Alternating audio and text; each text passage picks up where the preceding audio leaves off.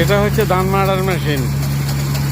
এই যে ওখান থেকে ধান তুলে তারপর ধানগুলা করে ছেঁকে খড়গুলা এভাবে প্যাকেট করে আটি করে অটোমেটিকলি করে ফেলে দিচ্ছে। হ্যাঁ, অটোমেটিক মেশিন। হ্যাঁ,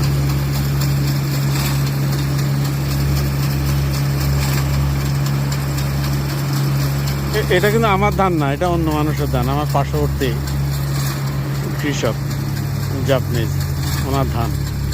হ্যাঁ, কালকে আগামী দিন থেকে বৃষ্টি, তো এই জন্য আগে থেকেই ধান কাটা শেষ করে ফেলতেছে।